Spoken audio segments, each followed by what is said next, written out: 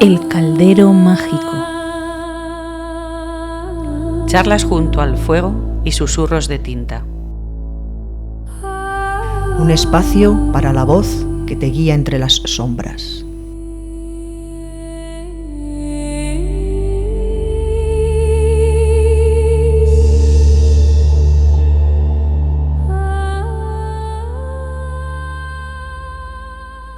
Que no hagan callo las cosas, ni en el alma ni en el cuerpo. Pasar por todo una vez solo y ligero. Ligero, siempre ligero. Sensibles a todo viento y bajo todos los cielos. Poetas, nunca cantemos la vida de un mismo pueblo, ni la flor de un solo huerto. Que sean todos los pueblos y todos los huertos nuestros. León Felipe.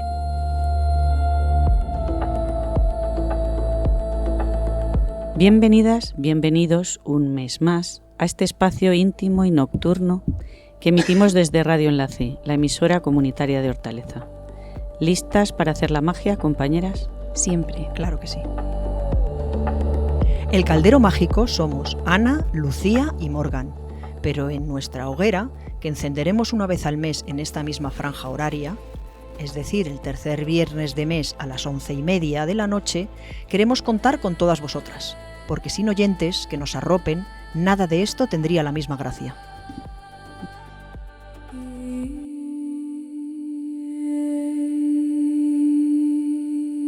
Damos paso a nuestra primera sección, Charlas junto a la hoguera. No es un espacio para debatir, sino un refugio cálido donde nos sentamos como amigas alrededor del fuego, dejando que las brasas nos iluminen el rostro mientras la noche se estira y las palabras fluyen sin prisa. Y si alguna chispa prende también en vosotras, podéis seguir alimentando este fuego a través de nuestras redes, compartir vuestras reflexiones o lanzarnos otros temas que queráis traer a nuestro círculo, porque ningún fuego se mantiene vivo en soledad.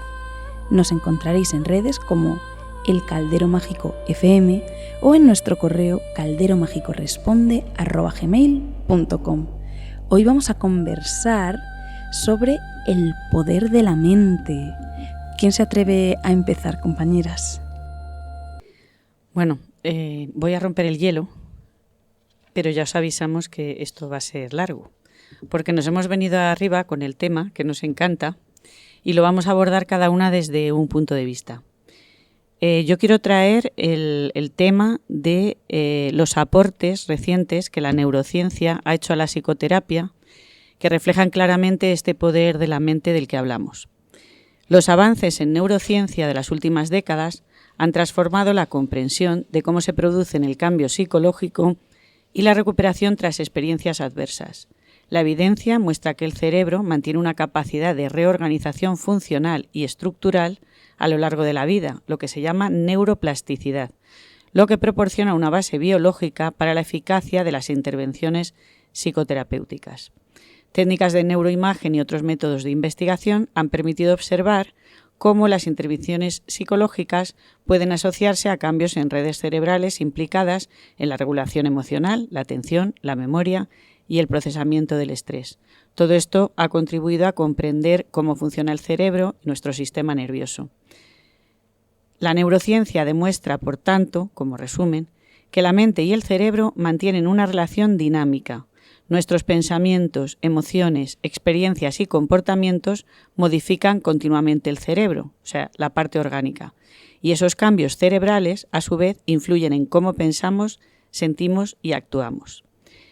Varios temas, varios aspectos que demuestran cómo funciona este poder de la mente. Ya hemos dicho que la mente puede cambiar el cerebro, lo que hemos llamado neuroplasticidad. La experiencia, el aprendizaje y la práctica modifican físicamente, que esto es muy importante, las conexiones neuronales. Igualmente, los pensamientos influyen en las emociones y ahí se ha descubierto el papel de la corteza prefrontal y la amígdala, que tienen diferente funcionamiento y diferente función. La atención fortalece determinadas capacidades y se ha visto también cómo el uso de ciertas habilidades, de ciertas capacidades, como decíamos, modifica incluso el aspecto de áreas del cerebro.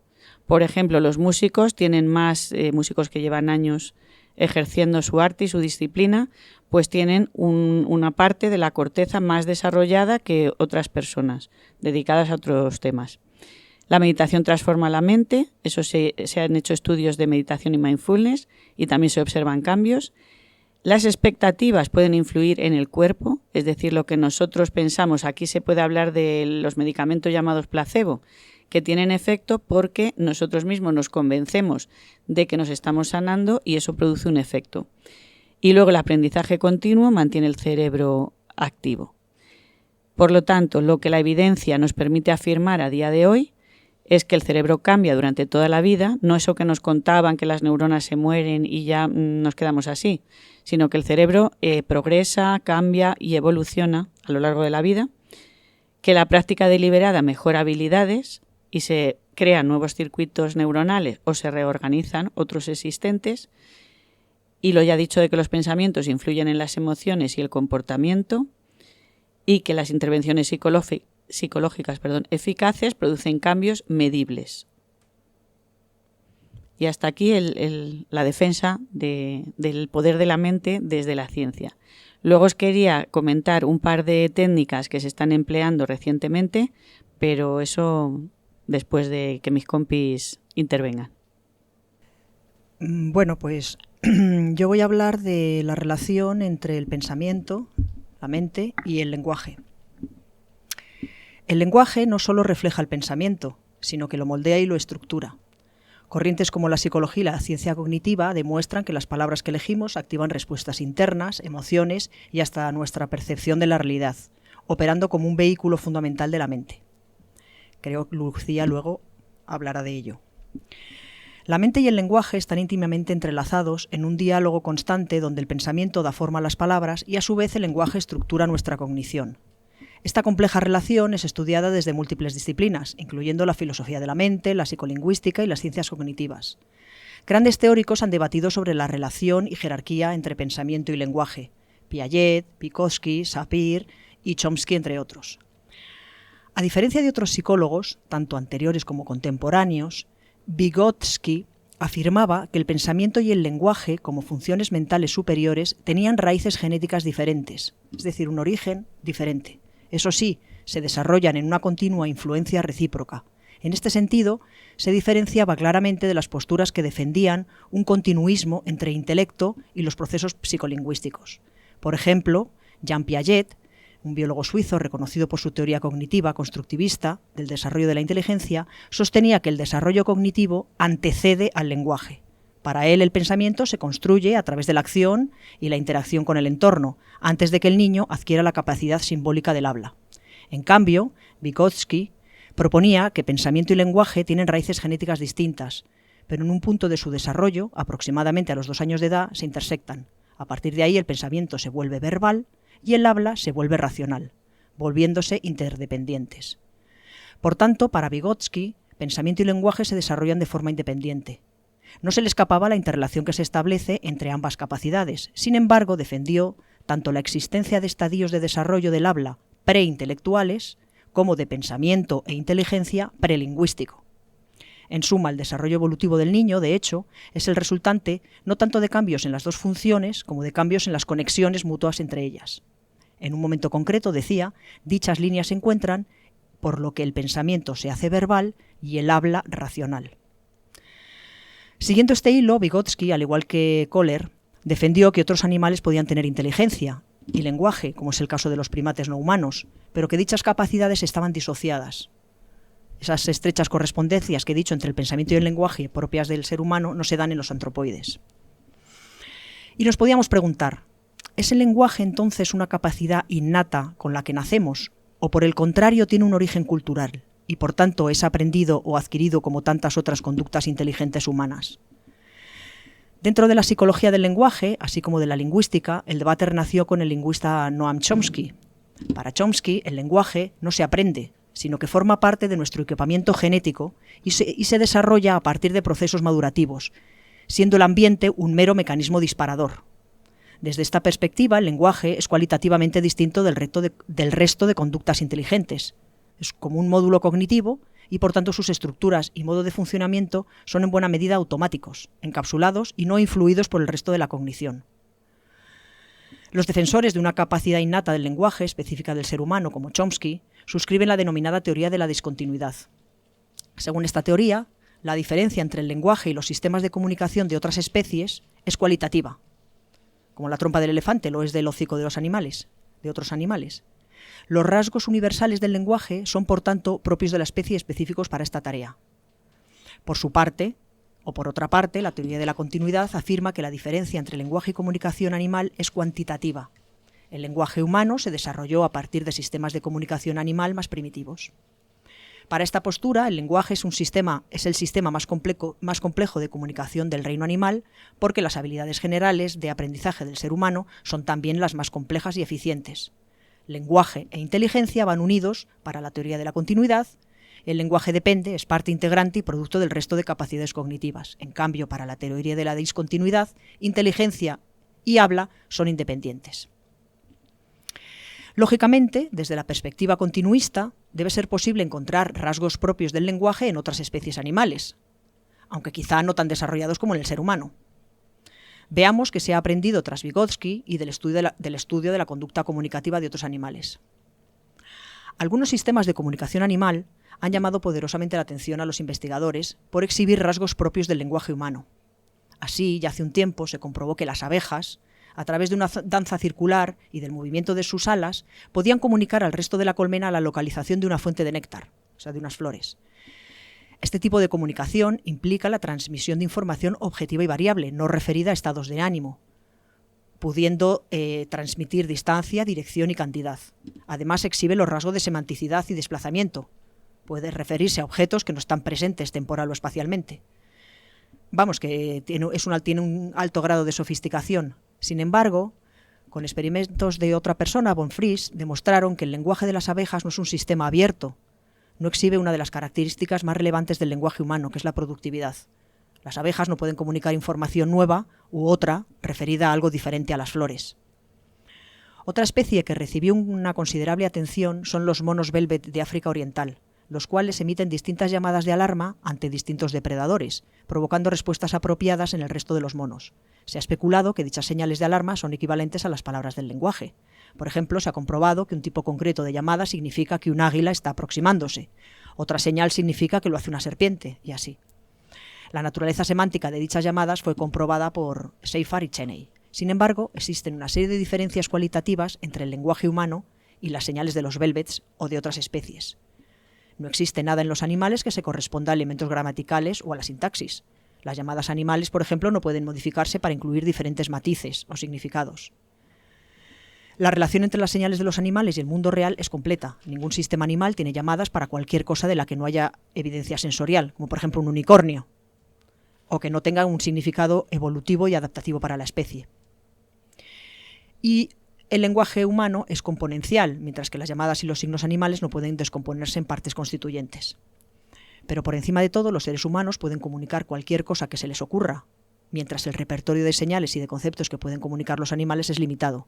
Es un sistema cerrado, frente al lenguaje, que es un sistema abierto. Por todo ello, no puede establecerse una continuidad entre las llamadas animales y el lenguaje humano.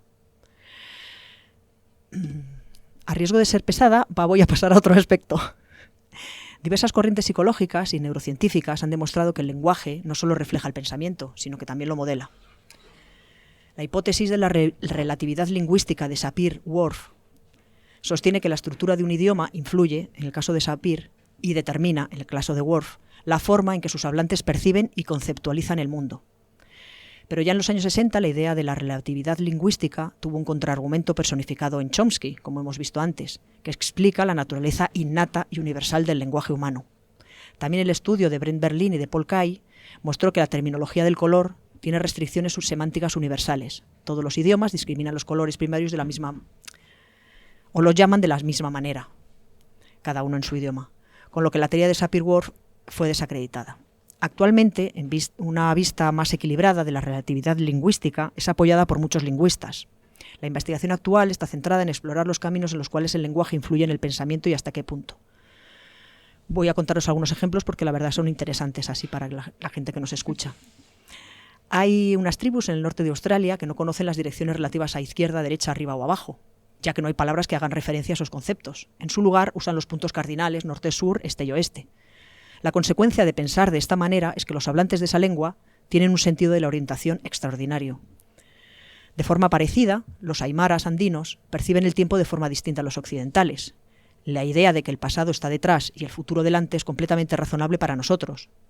Pero para esta población es al contrario el pasado que podemos ver, el que se encuentra delante, y el futuro que es desconocido detrás. Este punto de vista, que ofrece su idioma, condiciona su percepción del paso del tiempo. No se preocupan por el futuro porque no existe para ellos. Solo el presente y el cúmulo de presentes que forman el pasado son de interés. También encontramos casos como estos en lenguas más cercanas a la nuestra, como el inglés. En una situación en la que por accidente alguien provoca que un plato se rompa, lo más seguro es que en español digamos se ha roto, o el plato se ha roto. Pero en cualquier caso la frase sugiere que nadie ha roto el plato. Esto no ocurre en inglés, ya que la forma que tienen de expresar esa situación es distinta. En inglés dirán, he broke the plate, él ha roto el plato. Y al expresarse de esa forma, se asume inconscientemente que la culpa la tiene alguien, aunque nadie la tiene porque ha sido un accidente. Esto tiene importantes consecuencias culturales para los hablantes de estos idiomas. Las personas de habla hispana no solemos darle tanta importancia a quién hizo algo, pero sí a la intención de la acción. Esto es, si fue accidental, decimos se ha roto el plato, o intencionado, Pedro ha roto el plato. Mientras que los angloparlantes solo se centran en quién lo hizo, él ha roto el plato, sin importar si fue adrede o sin querer. Son maneras distintas de percibir el mundo. Luego hay unas cuantas cosas del color, lo que pasa que no sé si seguir así. La percepción del color, que ya he comentado que la terminología de los colores primarios parece ser universal, porque depende de la longitud de onda que percibe el ojo humano y todos lo somos.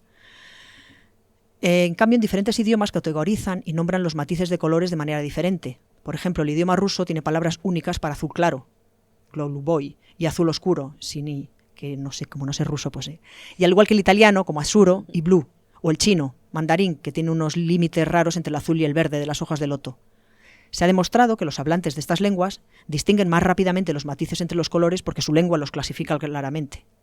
Es decir, es una correspondencia entre el pensamiento y el lenguaje. Sin avalar la teoría de la relatividad lingüística, Roman Jakobson formuló un núcleo importante de la idea contenida en ella. Los lenguajes difieren esencialmente en lo que ellos deben expresar, no en lo que pueden expresar. Este hecho podría llevar a hablantes de diferentes lenguajes a prestar más atención a aquellas dimensiones del significado que están obligatoriamente expresadas en su lenguaje. Por ejemplo, se sabe que los inuits, los esquimales, distinguen 20 términos de color blanco en su idioma, porque les es necesario para la supervivencia. De qué color es cómo es la nieve, qué blanco tiene la nieve para poder pasar con el trineo, o dónde hacer un hueco para pescar. Pero eso no quiere decir que los que solo tenemos el término blanco no lo podamos distinguir. Otro tema interesante es el lenguaje inclusivo y cómo el idioma refuerza, por ejemplo, ideas patriarcales. Aunque las distinciones propuestas por la filosofía feminista pretenden recoger taxonomías existentes en nuestro mundo, nuestro lenguaje posee todavía pocos términos que permitan distinguir todas las combinaciones de alineamientos posibles, dado que continúa teniendo solo dos adjetivos, femenino y masculino, y dos sustantivos, mujer y hombre. Es decir, solo dos géneros gramaticales para clasificar a todos los seres humanos. Dicho de otra forma, nuestra lengua impone la generización dicotómica y excluyente para todas las entidades animadas e inanimadas. Este hecho lingüístico tiene distintos efectos cognitivos psicológicos, más o menos perdurables, y agregamos ahora socialmente perniciosos, porque van en la dirección de la perpetuación de formas patriarcales de organización social. Por todo ello, promover un lenguaje más inclusivo no es una mera cuestión teórica. Resulta claro que perpetuar las formas lingüísticas heredadas en lo relativo al género contribuye a perpetuar formas de organización social que queremos cambiar. Y esto es todo. Como colofón, esta cita. Los límites de mi lenguaje son los límites de mi mente, decía Wittgenstein en 1921. Está un poco superado, pero mola tenerlo en cuenta al hablar de la reducción del vocabulario actual. Ahí lo dejo. Lo que yo he traído es de ser un bebé, no tiene nada. Es súper interesante. Es que me gusta mucho, es que es un tema es que un tema me encanta. neurolingüística, Me encanta. La lingüística me encanta. Bueno, pues después de de escuchar a Ana, que nos ha dejado completamente ojipláticas, porque siempre es absolutamente fascinante todo lo que nos cuenta. Yo lo que traía es, un poco un nexo, ¿no?, entre lo que va a tratar después Morgan y lo que tú comentabas de hasta qué punto, literalmente tu última frase, ¿no?, hasta qué punto nuestro lenguaje condiciona cómo vivimos y vemos nuestro mundo. Entonces, cuando estamos preparando este episodio, las chicas y yo, les conté mi experiencia personal, que es como yo sí sentí que en mi último proceso terapéutico literalmente se había moldeado mi forma de ver el mundo, hasta el punto de que con frecuencia últimamente le comento a mi chico, jo, qué bien está todo, qué miedo, ¿no? Como, qué contenta estoy, cómo va a estar todo tan bien. Y hemos llegado a la conclusión de que tiene que ver en realidad con, pues, un trabajo previo que he hecho, con lo que os voy a comentar ahora, que ha moldeado completamente mi forma de experimentar el mundo y las situaciones y las circunstancias, ¿no? Entonces yo os voy a hablar de una técnica que se conoce como PNL, Programación Neurolingüística, que es un modelo y un conjunto de técnicas de desarrollo personal y comunicación que, por supuesto, aunque pertenece al mundo del coach, en la mano de una persona profesional de la psicología, pues puede ser muy poderosa y muy potente. Y este es un pequeño disclaimer que quiero hacer, que todo lo que vamos a hablar, y después supongo que va a ser lo mismo que nos comente Morgan, no tiene mucho sentido en sí mismo si no es de la mano de una persona que entiende lo que está haciendo, ¿no?, de la mano de un profesional. Pequeño disclaimer. Entonces, el PNL básicamente afirma que existe una conexión entre los procesos neurológicos, el lenguaje y los patrones de comportamiento aprendidos, que sería como una programación, y que estos pueden modificarse para lograr objetivos específicos. Fue creada en los 70, así un poquito de historia, en la Universidad de California, en Santa Cruz, y sus fundadores fueron el matemático y estudiante de psicología Richard Bandler y el lingüista John Grinder, con un nombre muy divertido también. Y he encontrado un artículo de una chica que se llama Esther Thomas, y voy a leeros algunos extractos. Dice: la PNL, lo habla en femenino, se define como el estudio de la estructura de la experiencia subjetiva. Me gusta mucho la frase. Es decir, se centra en cómo percibimos, interpretamos y respondemos al mundo que nos rodea, tomando en cuenta que gran parte de estos procesos ocurren a un nivel completamente inconsciente. La PNL propone que nuestro lenguaje y comportamiento son reflejo de los patrones mentales que hemos adquirido a lo largo de nuestra vida. Estos patrones, muchos de ellos aprendidos en la infancia, pueden ser limitantes y obstaculizar el logro de nuestros objetivos. A través de la PNL se busca identificar y modificar estos patrones para reeducar la mente y generar nuevos comportamientos más efectivos. La programación neurolingüística nos da herramientas para definir objetivos claros, identificar obstáculos y desarrollar estrategias efectivas para alcanzar nuestros objetivos. Asimismo, ayuda a reconocer nuestras fortalezas y valores, modificar creencias limitantes, que es un poco lo que nos comentaba ahora Ana, y desarrollar una imagen positiva de nosotros mismos. También se centra mucho, tiene digamos una vertiente que es mejorar las relaciones interpersonales, ayudándonos a comprender mejor a los demás y comunicarnos de forma más eficiente. Es muy útil también a nivel educativo, digamos, porque nos ayuda a desarrollar habilidades de pensamiento crítico, o se quiere que se utilice para ello, ¿no? Ha mostrado efectividad para motivar a estudiantes, crear un ambiente de aprendizaje positivo y fomentar el desarrollo de su potencial. Después, en otro artículo diferente de internet, de la página Deusto Salud, nos enumeraban una serie de técnicas que también me ha parecido pues algo que puede ser más interesante para nuestros oyentes, aunque hago hincapié en que, aunque en sí mismas son útiles, lo ideal es que haya un profesional detrás. La técnica base de la PNL es trabajar sobre las presuposiciones. Las presuposiciones son una suposición previa a la experiencia que se representa de forma inconsciente. Se consideran el punto de partida al ser creencias previas que cada persona considera ciertas. Entonces la PNL digamos que lo trabaja en reconstruirlo. Otra técnica muy útil, que de hecho me di cuenta de que habían empleado conmigo en proceso terapéutico anterior, es el anclaje o el ancla, que teniendo una psicóloga en la sala, pues da un poco incluso de vergüenza explicar. es la asociación básicamente de un estímulo a un estado emocional específico. Me voy a dejar ahí. Luego trabaja mucho con el reencuadre, que es el cambio de vista en una situación para facilitar su adaptación a la misma. Voy a dejarlo ahí, luego si no, profundizamos en ello. El rapport, que la verdad no he entendido muy bien, aunque tengo la explicación delante, que fortalece el vínculo creado a nivel de comunicación, tiene que ver con la armonía en las relaciones y pone literalmente, puede ser traducido como informar, comunicar, devolver o aportar. Entonces, establece una serie de normas de comportamiento y actitud en las que se trabaja en la comunicación no verbal. Es muy importante para la siguiente técnica, que es la sincronización, que es sencillamente el hecho de observar, analizar y reconocer el comportamiento y sentimientos de nuestro interlocutor con el objetivo de crear un vínculo afectivo sano, que es básicamente trabajar en la capacidad empática. Y luego utiliza otras tres técnicas así como interesantes. El modelado, que es un tipo de aprendizaje que se puede aplicar a varias cosas y que Laura está sintiendo, así que si luego nos interesa que nos lo explique un poco mejor. Y es como que se detectan y modifican rasgos o patrones que te son comunes, ¿no? Y trabajas sobre ellos. Para modificar patrones, ¿será a lo mejor? Pone la creación de modelos de pensamiento, acción y sentimientos para que una persona alcance sus metas.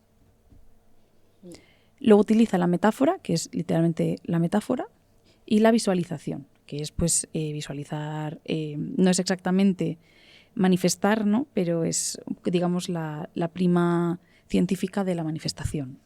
Uh-huh. Y hasta aquí un poco, y luego sí quería comentar un poco como parte, ¿no?, de mi exposición de hoy, mi experiencia personal, que fue un poco que yo no era consciente de lo que estaba pasando dentro de mi mente, ¿no? Pero ciertamente yo llegué con un nihilismo muy fuerte y también con muchas creencias limitantes, supongo, y no solo eso, sino también un poco lo que es ceniza, ¿no? Llegué un poco ceniza y mi terapeuta sí que me comentó que él estaba ahora muy interesado en el PNL y que estaba trabajando en ello y demás, y lo que me animó fue mucho a controlar mi discurso interno, mi monólogo interno, el cómo me hablo a mí misma, ¿no? Un poco que el cuerpo escucha lo que la mente dice y no hablarme mal, no pensar mal. Si se me rompe algo, pues no soy tonta, no soy mala, el mundo no se acaba, sino todo lo contrario. Primero de una forma como muy trabajosa y consciente, parar esos pensamientos y decir, no, Lucía, no pasa nada, has hecho lo que has podido, no tienes la culpa. Y realmente es un músculo, ¿no? Como que al final esto acaba funcionando. Llegando hasta el punto de que a veces es como que siento que me he desprendido de muchas capas de negatividad que yo traía muy conmigo y me siento mucho más capaz también de relacionarme con el otro, de ver al otro pues como una persona, y como que cuando mi monólogo interno dice esta persona es tonta y se lo merece, ¿no? Como que siempre aparece ahora mi contramonólogo, que es ya como un hábito, ¿no? De decir, pues no, sabes, ha hecho lo que ha podido igual que tú y no pasa nada. Y me ha parecido muy sano y por eso lo quería traer aquí sobre la mesa, porque me parece, por mi experiencia personal y cómo me ha ayudado a vivir mejor, que realmente en este caso las palabras sí han tenido un efecto completamente mágico o poderoso en cómo yo vivo en mi mundo. Sí. Y si nos quieres contar alguna otra técnica divertida así de psicóloga. Bueno, divertida, no sé. A mí me está pareciendo eso todo muy interesante y además todo muy relacionado. Como decía Lucía, cuando preparábamos el programa y se nos ocurrió como que el nombre que aglutina todo es el poder de la mente. Porque nos pone de manifiesto eso, como qué cantidad de capas y qué cantidad de potencialidades tenemos, y también qué territorio como inexplorado, que a mí me parece interesantísimo, que está ahí como para irse de aventura total, que muchas veces buscamos la aventura afuera y fíjate lo que tenemos aquí. Me parece que también el quid de la cuestión es algo que decía Lucía, que estamos hablando ahora tanto con lenguaje, pensamiento, emociones y demás, con cosas que muchas veces están como ocultas, o sea, que son parte del subconsciente, recuerdos, emociones, y entonces todas estas técnicas al final lo que intentan, junto con la terapia verbal, que es la que se ha hecho más desde el principio, quiero decir, pues intentan complementarlo para llegar ahí. Realmente, desde que Freud contempla, y luego otros después, pero bueno, en esto vamos a concederle que fue pionero, el concepto y lo dota de su profundidad de inconsciente, esas capas que tenemos, pues cada vez se va trabajando más en eso. Y también me parece súper importante que ya nos decían desde los antiguos de mente sana, incorpore sano y tal, como que está algo ligado, pero en las medicinas occidentales, sobre todo las orientales, la verdad, funcionan de otra manera. Siempre nos han contado que cuerpo y mente son cosas distintas, o sea, están pegadas, pero son distintas. Y la neurociencia, todas estas técnicas, incluso desde la filosofía, desde la antropología, cada vez queda más de manifiesto que somos indistinguibles, o sea, que todo va imbricado ahí y que de hecho a veces tratar la mente o curar la mente implica curar al cuerpo, actuar desde el cuerpo. Y todas estas lo ponen en relación. Entonces me parece muy interesante las dos técnicas que os traigo hoy, porque justo buscan salvar, digamos, esa distancia, esa separación. La primera que os traigo se llama EMDR, por sus siglas en inglés, que es Eye Movement Desensibilization and Reprocessing, más o menos, que es terapia de desensibilización y reprocesamiento por movimientos oculares. Se empezó a usar para trastornos de estrés postraumático y ahora se extiende a otra serie de problemas, vamos a decir, menos graves. Por ejemplo, personas que quieren superar el duelo por un ser querido, gente que presenta cuadros de ansiedad, dolor crónico, baja autoestima, adicciones, ataques de pánico, algunos tipos de trastorno de personalidad. Se usó, ya digo, como para llegar al trauma. Vamos a definir el trauma como un suceso que abre una herida emocional en aquel que lo padece.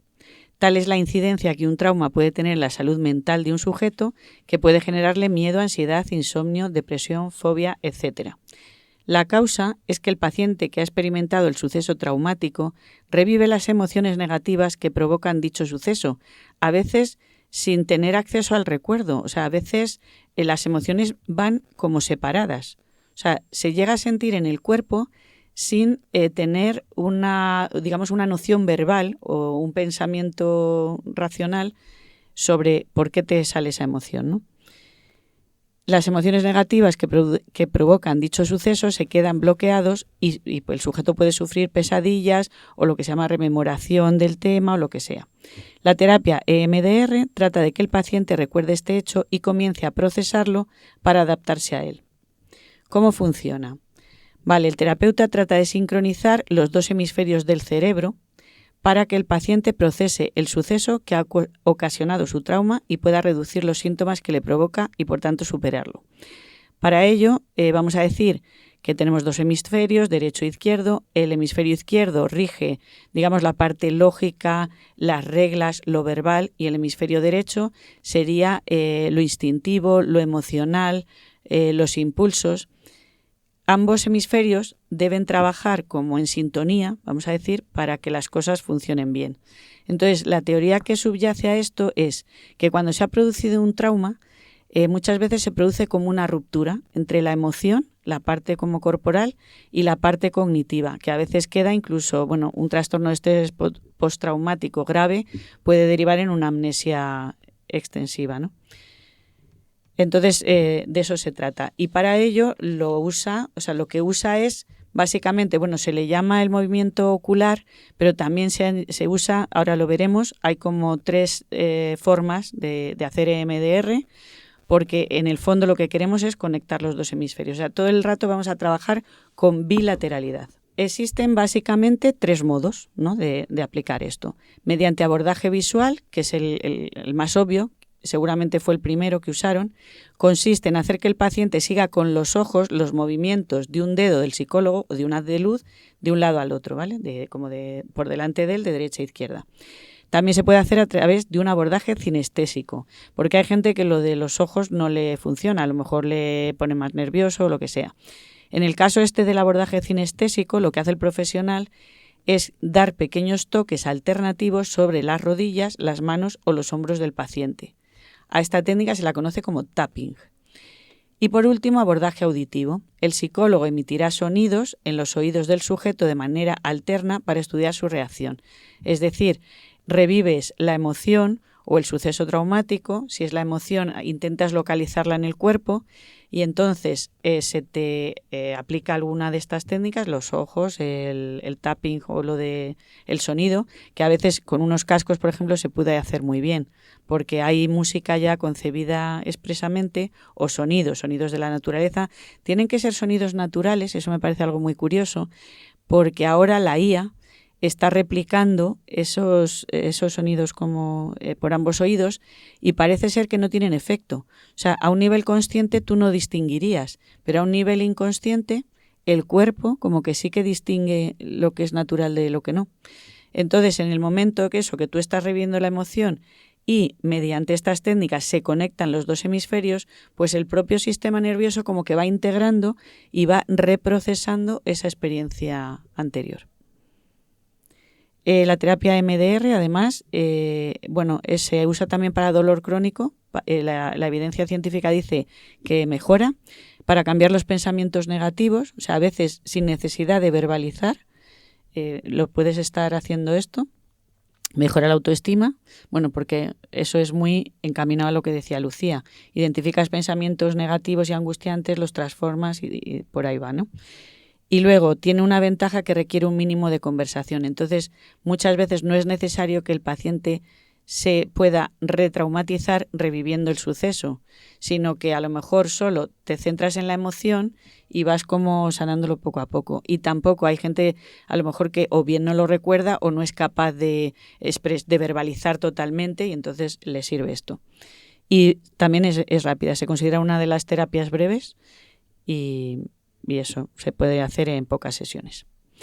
Y ahora pasamos al brainspotting. Vale, el brainspotting es una técnica de terapia creada en 2003 por el psicoterapeuta Dr. David Grant. Se basa en la idea de que donde miramos afecta a cómo nos sentimos. Mediante el movimiento de los ojos localiza puntos cerebrales, por eso se llama brain spots, los puntos, y por eso la técnica, para liberar traumas o bloqueos emocionales.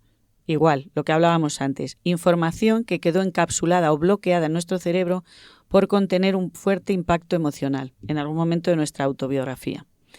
Normalmente en los estadios, un trauma puede ocurrir en cualquier momento, pero sobre todo en los estadios más primitivos del desarrollo de cada persona, pues claro, también ahí tenemos menos acceso a la verbalización, lo que hablaba Ana también perfectamente, o sea, se da pensamiento en el nivel que sea, parte del sistema nervioso autónomo, pero ahí hay pensamiento y todavía probablemente estamos en una etapa preverbal, o sea que no lo podríamos explicar. El descubrimiento del brainspotting fue accidental y deriva del EMDR.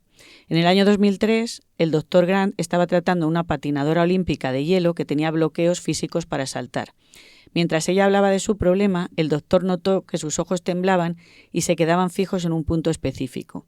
Al pedirle que mantuviera la mirada en ese punto mientras se concentraba en su interior, la patinadora revivió y liberó traumas pasados de manera profunda. Al día siguiente logró realizar el salto sin problemas. A partir de este momento, el Dr. Grant desarrolló toda la metodología del brainspotting.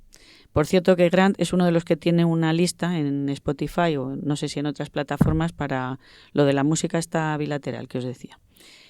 Entonces, el brainspotting funciona mediante dos conceptos principales. Activación, o sea, lo que estamos diciendo es que en el caso de la patinadora ella estaba narrando y estaba recordando algo que le costaba mucho, o sea, un suceso traumático. En su caso era la incapacidad de poder realizar, me parece que era un triple giro, no sé qué historia, como algo muy específico. Y luego, por otra parte, la sintonía dual, que esto tiene que ver con el rap, porque decías antes que muchas veces se habla entre paciente y terapeuta. Y entonces se requiere una conexión de confianza profunda entre el terapeuta y el paciente. El terapeuta acompaña al paciente mientras éste observa qué sucede en su mente y en su cuerpo. Y luego se basa en los principios. Acceso subcortical. Al encontrar y fijar una posición visual específica, el brain spot que hablábamos antes, se establece una vía de acceso directa a las zonas no verbales y no cognitivas del cerebro. Eso es importante. Para eso también, antes hablábamos de 2 hemisferios, o sea, el cerebro considerado, digamos, de manera lateral, los 2 hemisferios. Pero si hablamos del cerebro de abajo arriba, es como imaginar los pisos de una casa. Entonces, se habla de la teoría de los 3 cerebros. Bueno, ahora está un poco matizada y superada, pero bueno, básicamente es que según se va desarrollando la persona, lo primero que se desarrolla es lo que llaman el cerebro reptiliano, o sea, que es el instintivo, el que mantiene las constantes vitales, etcétera. Luego el sistema límbico, que sería la emoción, que también es lo que nos mantiene a salvo. Ahí está, o sea, también tiene mucho efecto, mucho funcionamiento la famosa amígdala, que es la que nos manda como los input ahí, las warning, los señales de aviso y tal, ¿no? Y nos dispara la emoción, porque también su función es que sobrevivamos. Y lo último que se desarrolla es la corteza prefrontal, que ya pues más verbal, más racional, más así.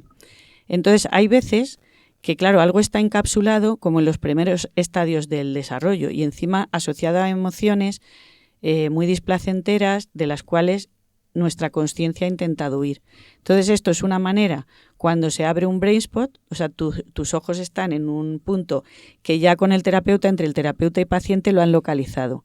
O sea, se detecta porque aparte del temblor de los ojos, a veces se produce, el propio paciente dice que nota algo como raro, o sea, lo de los ojos es muy común, pero a veces como eso, que nota una sensación rara en el cuerpo. Si además se ha practicado lo de la relajación y el sentir dónde siento la emoción en el cuerpo, o sea, hacerte consciente de eso, pues es más fácil llegar a identificar esos puntos. Entonces, mientras está con los ojos en un punto, es como si tuviéramos, a mí me pareció el concepto fascinante, como si se abriera una ventana al circuito neuronal y a esa parte que está implicada en el recuerdo o en esa emoción. Y entonces el propio sistema nervioso también tiene una capacidad como de autosanación.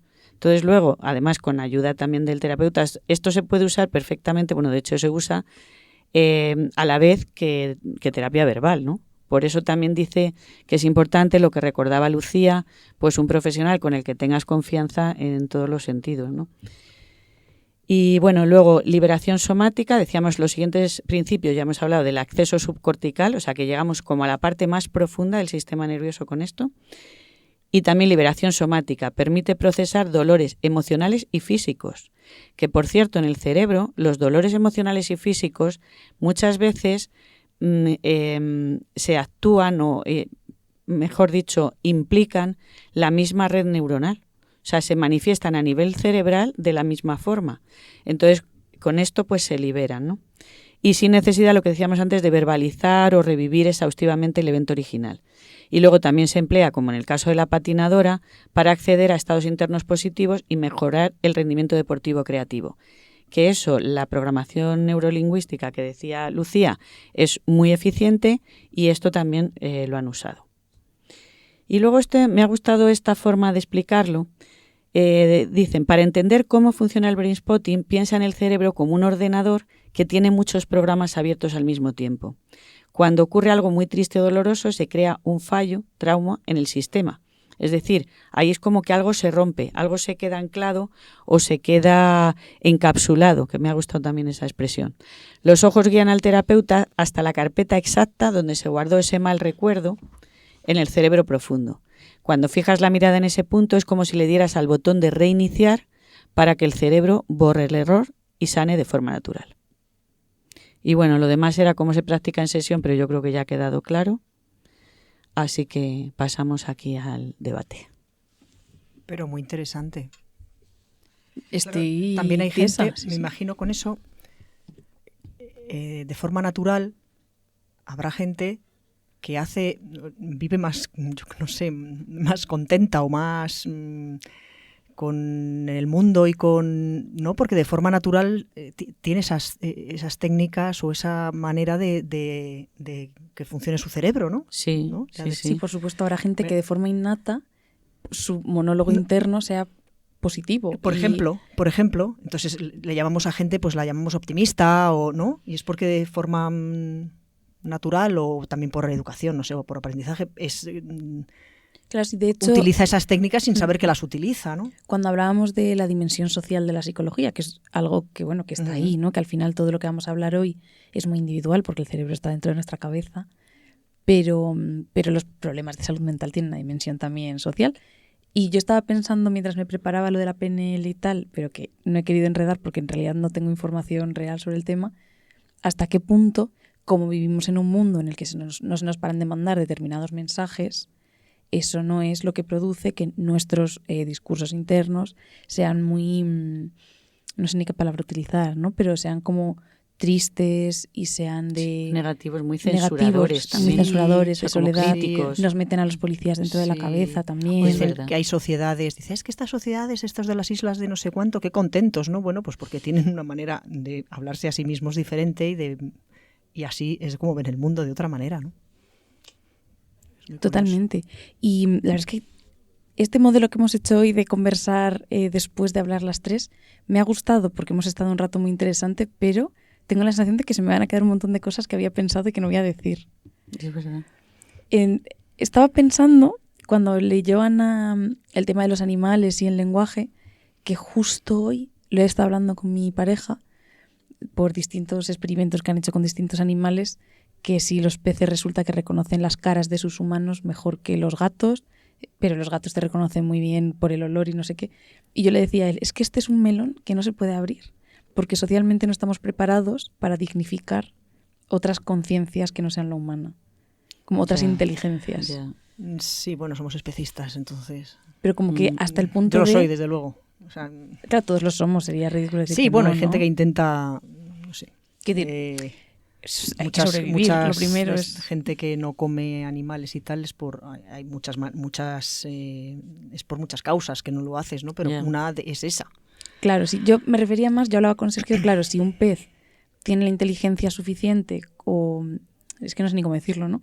No sé qué palabra utilizar. Si tiene la capacidad mental que demuestra cierta inteligencia como para X, igual no es ético una piscifactoría en la que están hacinados, igual que poco a poco hemos ido diciendo. Igual no es tan ético tener a las gallinas. Yo me metí un poco con mi... Es que me acabo de ocurrir ahora con eso. con una sobrina mía que estábamos en, no me acuerdo dónde, entonces pedimos unas raciones de pulpo, que a mí me encanta. Y decía, ¿cómo os coméis eso? Así de repente yo ya había comido desde siempre de todo. Es que el pulpo es un animal muy inteligente. ¿Cómo te comes a un animal muy inteligente? Digo, bueno, igual que me como un cerdo, ¿no? Que parece que es el animal más parecido al hombre. Y le conocen emociones, sí, sí. El cerdo es un animal súper inteligente, casi más que los monos. Lo que pasa que no es parecido a nosotros. Casi no es tan inteligente. No es interesante antropomorfo, científicamente porque no es familia. Pero por eso tenemos las válvulas de cerdo y todo eso, y que es el que es... Y son que intercambiamos órganos. Inteligentes, sí, sí. Y digo que yo por eso también me como el cerdo, pero me he quedado con lo del pulpo. Dices que es el pulpo, y es verdad, en el reino animal el pulpo, yo es que lo he visto, que hace el pulpo, y es que hace unas cosas que flipas. Cómo se esconde para esperar a tal, aparte de mimetizarse, o sea, que está pensando, se hace sus casas, pero parece que la tiene en otro sitio. Sí, sí. Sí, y bueno, sin más, sí, y está pensando en Coco, la gorila, que luego lloró porque se murió... Claro, bueno, y los elefantes. Pues, no, esa gorila era capaz de hacer palabras igual que las hacemos los humanos. Era, en plan, ella tenía determinado vocabulario por lenguaje de signos y cuando no sabía una palabra se inventaba una. Por ejemplo, creo que sí tenía palabra para anillo, pero no como para brazalete o pulsera, y le dijo a la cuidadora, dame ese anillo de brazo. O sea, que dices, jolín, que está produciendo. No es un experimento científico con, como se diga, ¿no? Con N y pero denota algo que igual deberíamos abordar y no queremos. Y yo de los animales estoy todo el rato pensando que tiene mucho que ver con lo que luego hablaremos en nuestro momento aquelarre, de lo de los animales de poder. Y por un lado estoy pensando que el ser humano se empeña demasiado en renegar de su naturaleza animal, cuando la parte esa instintiva que tenemos y primaria es súper poderosa y además nos inspira un montón de acciones y hasta de pensamientos. Y por otro lado creo que en culturas más animistas, que también se comen a los animales, o sea pero sí como que los... Que a las personas. Claro, los consideran igual. Pero es verdad que les conceden como una serie de cualidades y una participación en la vida humana muchísimo más relevante y más respetuosa. Así que bueno. Sí. Y no sé si se nos ha quedado seguro que muchísimo por hablar. Bueno, podemos, una vez, o sea, en este programa hemos contado un poco como, vamos a decir, la parte más teórica, pero lo podemos dejar el debate, extenderlo a otro programa, porque además yo me ha quedado en el tintero una cuestión que también quiero llevar a otro programa. Un segundito, a ver si soy capaz de encontrarla. Bueno, luego esto lo quitas aquí. Se te han quedado varias cositas en el tintero, por lo que veo. Pues eso, para posibles nuevos programas. Mira, cuando estaba diciendo yo que el MDR se empezó a usar para estrés postraumático y demás, y luego se ha extendido y tal, me ha venido a la mente lo que le oí hace poco a una profesora de psicología universitaria, que ella creía de alguna forma que tal vez estamos abusando de la terapia. Entonces yo, junto con el debate que aplazamos para otro programa, querría plantear, a ver qué opinamos sobre ello, si de algún modo estamos patologizando cosas normales o al menos le damos demasiada importancia a problemas que son parte de la vida diaria y entonces estamos buscando ayuda o solución en vez de ponerla a cada uno. Y si de alguna manera tanta terapia, tantos terapeutas nos está quitando la posibilidad de sanarnos por nosotros mismos. Me gusta mucho y además como que añadiría la sobrepregunta que es ¿y cuántos de estos problemas tienen que ver con unas condiciones materiales de vida que no son... Totalmente. Lo que iba a decir que... No sé si quiero decir hasta qué punto... Muchos problemas claro, no son por solución, o sea, la solución no es terapéutica. Si el problema es estructural, la solución tiene que venir de otro lado. Claro, no de nuestro, porque no tienes trabajo ni dinero. Claro. Pero la única herramienta que tienes es ir al psicólogo, porque ¿qué vas a hacer? Claro. ¿No? Yo creo que tampoco estoy del todo de acuerdo en que estemos abusando de la terapia, pero me parece como una cuestión muy interesante para debatir. Sí. Me parece muy bien. Pues muchísimas gracias, chicas, porque la verdad es que ha sido extremadamente interesante, aunque no hayamos dedicado tanto tiempo a la parte de la charla. Así que si os parece, no sé si tenéis alguna pildorita y queréis cerrar aquí y pasamos al momento aquelarre. Genial. Pues llegó el momento de Momento aquelarre, mi sección favorita. En esta sección abrimos el círculo para compartir pequeños saberes que nacen de la vida real, un espacio íntimo para aprender, reír y dejar que lo cotidiano se vuelva hechizo. Toma asiento, la brasa está que arde y el poder crece cuando se comparte. Bueno, chicas, ¿qué tema hemos traído hoy a este círculo? Súper interesante, para mí al menos. Hoy vamos a hablar de los animales de poder. Los espíritus de poder o animales tótem son guías espirituales del chamanismo que representan cualidades de la naturaleza. Estas figuras protectoras te ayudan a entender tus talentos ocultos y te acompañan en la vida. Tú no eliges a tu tótem, él te elige a ti cuando lo necesitas. En muchas tradiciones, como las culturas indígenas americanas, un tótem es un símbolo sagrado que protege a un clan o a una persona. Es como un espejo que te muestra tu propia fuerza interior. Las características de estos guías son guías y aliados, te enseñan lecciones y te dan valor en momentos difíciles. Suponen una conexión ancestral, son una forma de vincularte con la naturaleza y sus energías. Y tienen rasgos compartidos con nosotros. Se cree que adoptas algunas habilidades de tu animal. Para entenderlos mejor, piensa en cómo actúa un animal. Por ejemplo, el águila te ayuda a ver las cosas desde arriba. El oso te invita a descansar y pensar en ti. Aprender sobre estas energías es una manera de conectarte mejor contigo mismo. Y en este sentido, cuando Morgan lo trajo, yo me acordé de que tengo conocidos, ¿no?, que participan, digamos, en comunidades de neochamanismo. ¿Qué es el neochamanismo? Pues es una especie de adaptación moderna, podemos tener nuestras opiniones al respecto, que aglutina, digamos, distintas tradiciones espirituales de distintas partes del mundo, de origen indígena principalmente, y que a diferencia del chamanismo ancestral no requiere esa pertenencia a una tribu o ritos de paso, etcétera, ¿no? Sino que cualquier persona puede practicarlo como una herramienta de autoconocimiento, sanación emocional y personal, etcétera.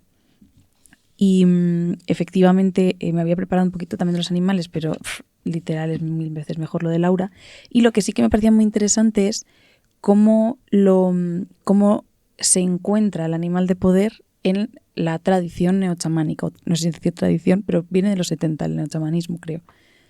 Y para la gente de la tradición neochamánica, digamos que tú tienes que hacer, pues por supuesto, una meditación con unos tambores, aproximadamente creo que son unos 200 golpes de tambor por minuto, una cosa así como un tema, sí, justo 205 a 220 golpes de tambor por minuto, lo que ayuda al cerebro a entrar en un estado de meditación profunda y un trance ligero.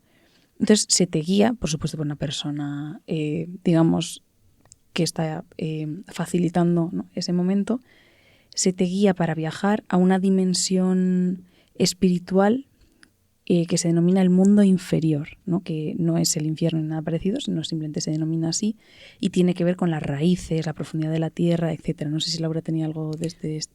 Pero coincide muchísimo con esto, así que tú sigue. Vale. Voy a decirlo como muy esquemáticamente, porque tampoco soy yo una persona con conocimientos del tema.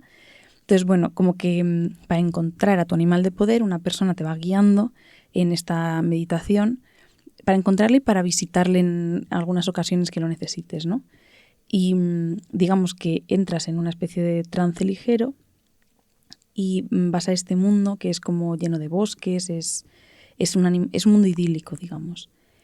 Y hay una especie de... se inicia visualizando el acceso real, digamos, de la tierra, ¿no?, como una cueva o las raíces de un gran árbol o un manantial, algo así, es la visualización como punto de entrada. Luego se imagina un descenso a través de un túnel. Igual. Y al final pues encuentras la salida y llegas a este mundo inferior, ¿no? Y en este mundo inferior te encuentras con distintos animales a los que tú les tienes que ir preguntando, ¿eres mi animal de poder? Y en general pues no te hablan o no te responden o sí. Y por lo que me contaron mis amigos, porque yo esta meditación en concreto no la he hecho tal cual, he hecho una cosa como más ligera de YouTube, pues hacen falta pues a lo mejor un par de viajes para encontrarlo o no tiene por qué salir bien a la primera.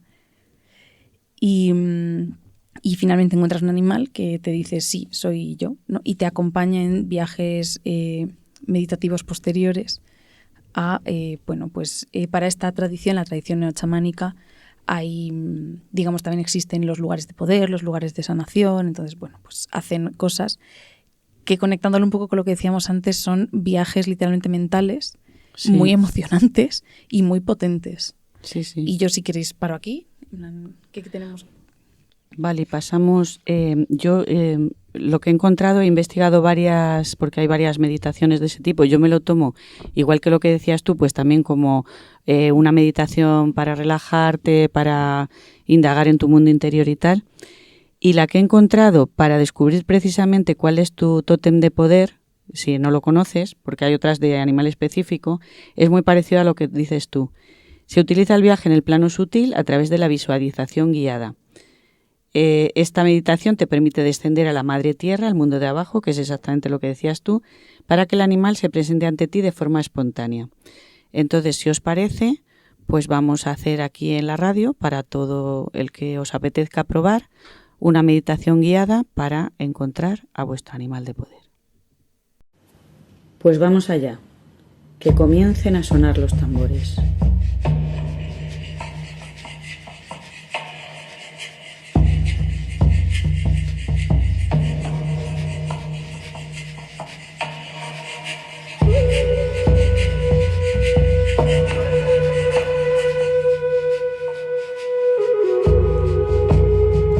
Antes de comenzar nuestro viaje, conviene recordar unas pocas reglas. No forcéis la imagen, no elijáis al animal con la mente lógica.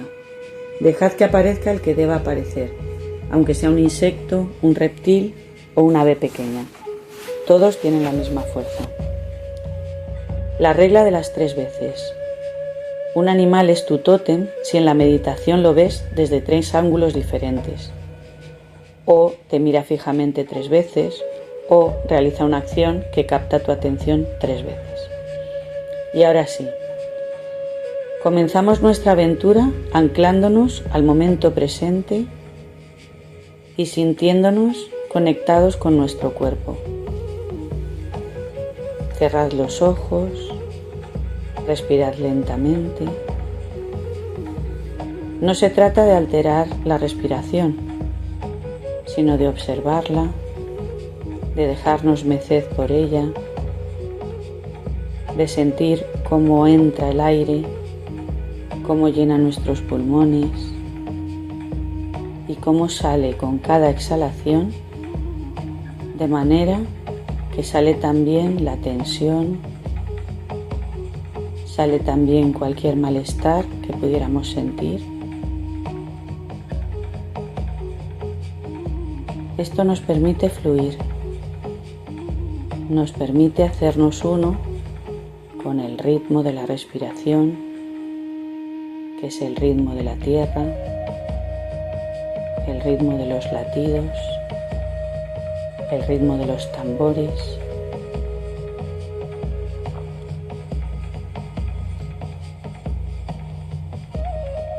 Empezamos a repasar nuestro cuerpo, comenzando por las plantas de los pies.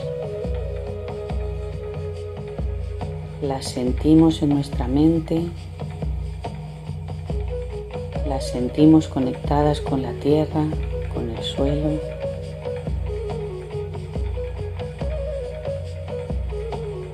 Notamos nuestras piernas, cómo van pesando, cómo van anclándonos al momento y al espacio físico.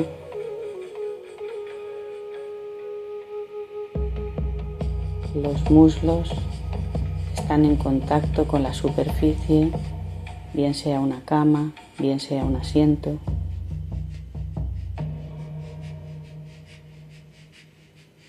Nuestras caderas, nuestra cintura están relajadas y nuestro cuerpo va pesando y se va aflojando, confiando en el sostén del soporte, confiando en el sostén del presente.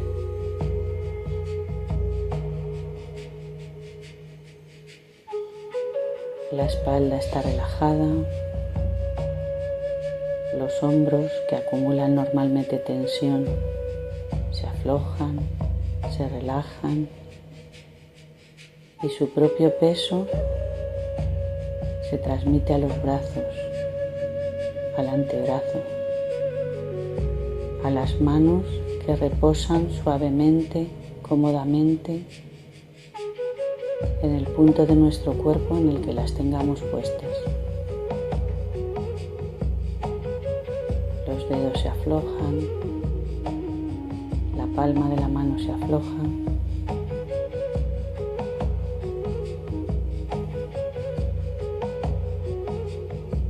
Volvemos al cuello y permitimos que se afloje. La piel del cráneo va de detrás hacia la frente, hacia los ojos, y nuestra frente se alisa. Ese entrecejo que suele estar tenso se ensancha, se afloja,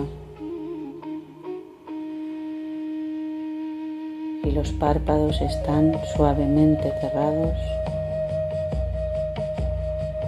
la boca suelta, la lengua suelta.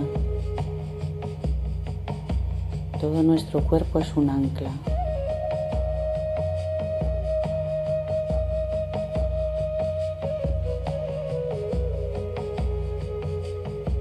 Nuestra respiración sigue siendo suave y pausada.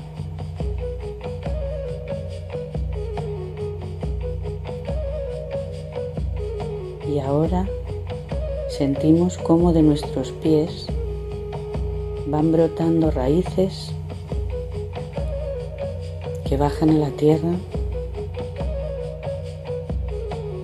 y se extienden siempre hacia abajo, buscando el centro de la tierra, anclándonos con fuerza y seguridad.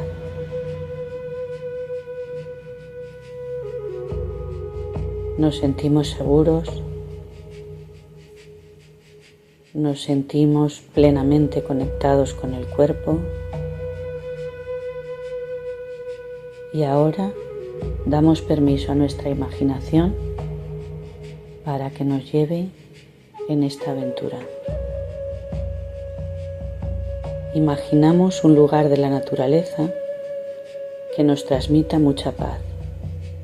Puede ser un lugar conocido o un lugar imaginado, un bosque, una playa, una montaña.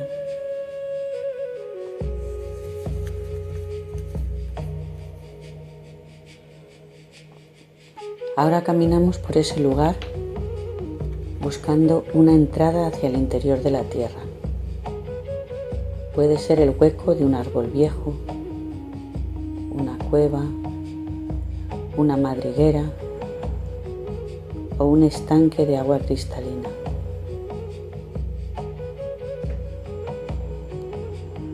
Lo vemos delante de nosotros, cobra forma, es como si nos invitara a entrar en él.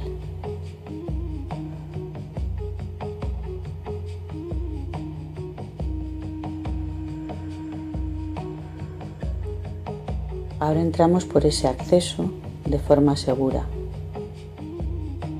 y al cruzar el umbral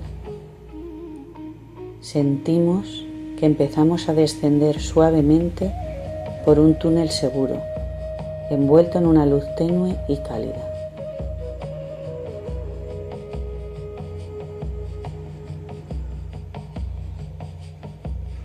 Vamos bajando, bajando, bajando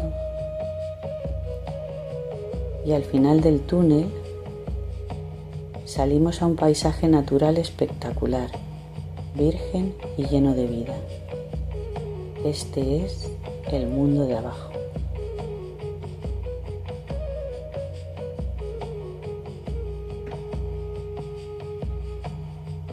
Caminamos despacio y vamos sintiendo el suelo, el olor a tierra húmeda y la vibración del lugar.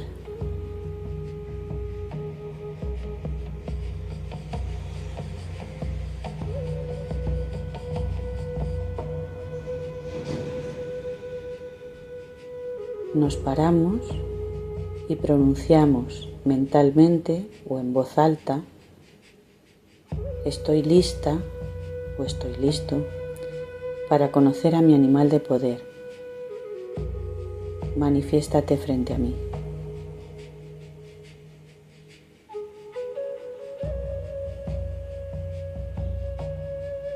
Es ahora cuando puede producirse el encuentro. Nos quedamos quietos y observamos alrededor.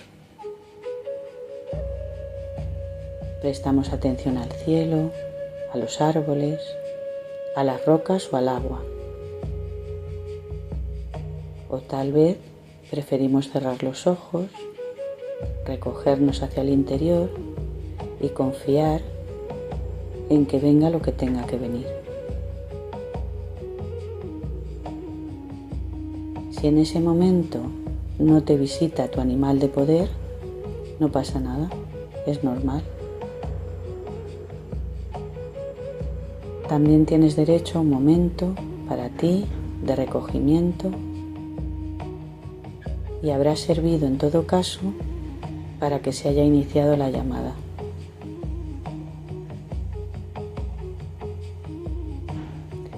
Ahora puede que un animal comience a acercarse. No te asustes. Observa cómo se mueve y cómo te mira.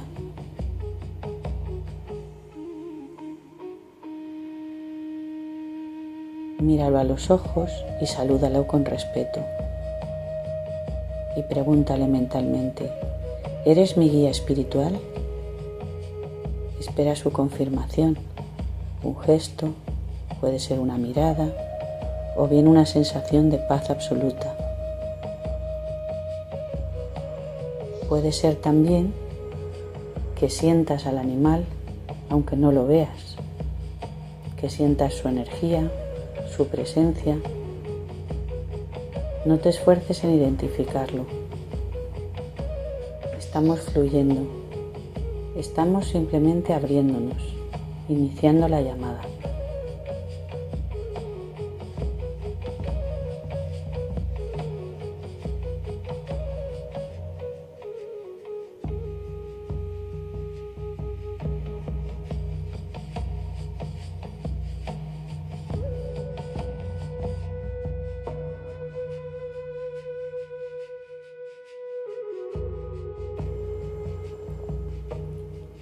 Ahora nos preparamos para iniciar el regreso. Para una primera vez es suficiente con este tiempo pasado en el mundo de abajo. Si se ha mostrado ante ti tu animal de poder, agradécele su presencia, aunque solo se haya mostrado unos segundos.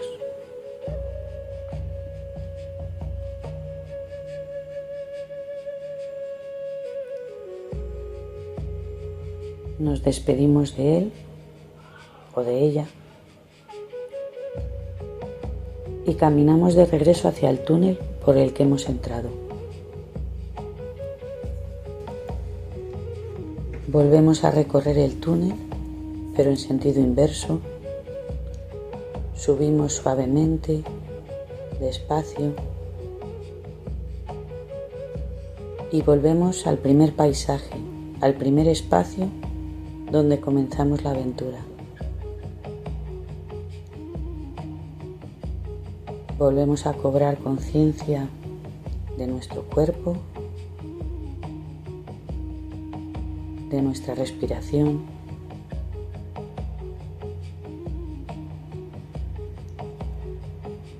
Muy poco a poco volvemos al presente, volvemos a la realidad cotidiana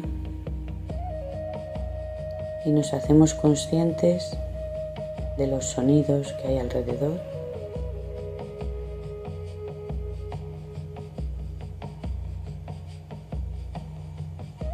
de la temperatura del aire,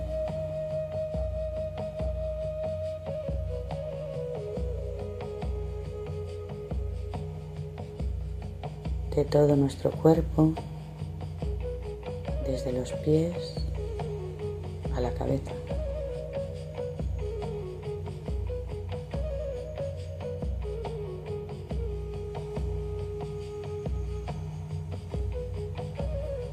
Conectamos de nuevo con el ritmo de la respiración.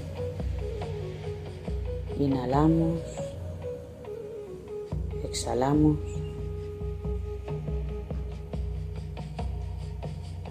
Y ahora, cuando estemos listos, listas,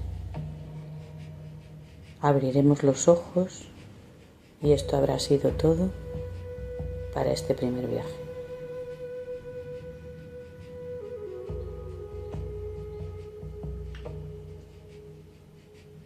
Bien, a la vuelta es importante que hagáis lo siguiente. Escribid en un cuaderno lo que habéis visto. Si no apareció ningún animal la primera vez, no os frustréis. A veces el canal intuitivo necesita práctica para abrirse. Y si apareció alguno, buscad de inmediato su medicina o significado espiritual para entender lo que viene a enseñarnos.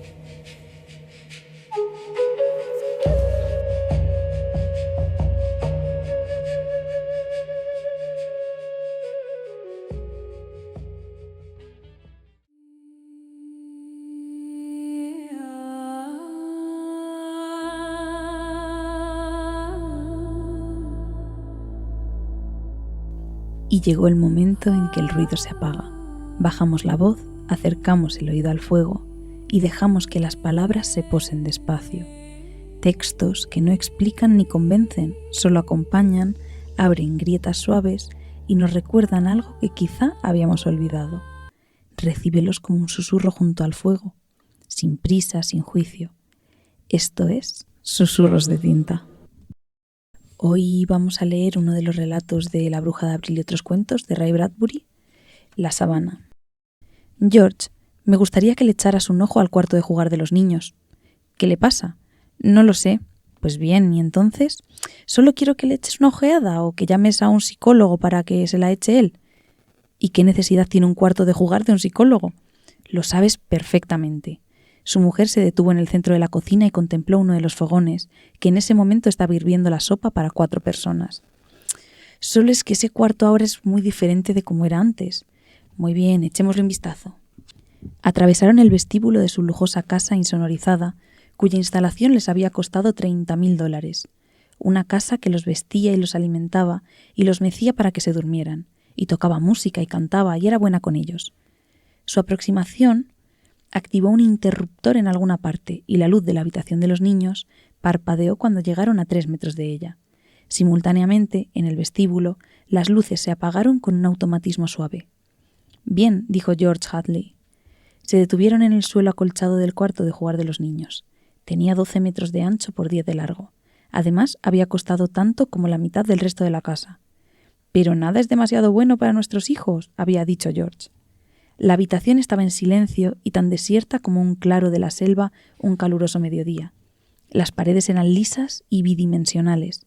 En ese momento, mientras George y Lydia Hadley se encontraban quietos en el centro de la habitación, las paredes se pusieron a zumbar y a retroceder hacia una distancia cristalina, o eso parecía, y de pronto apareció una sabana africana en 3 dimensiones, por todas partes, en colores que reproducían hasta el último guijarro y brizna de paja. Por encima de ellos, el techo se convirtió en un cielo profundo con un ardiente sol amarillo. George Hadley notó que la frente le empezaba a sudar. «Vamos a quitarnos del sol», dijo.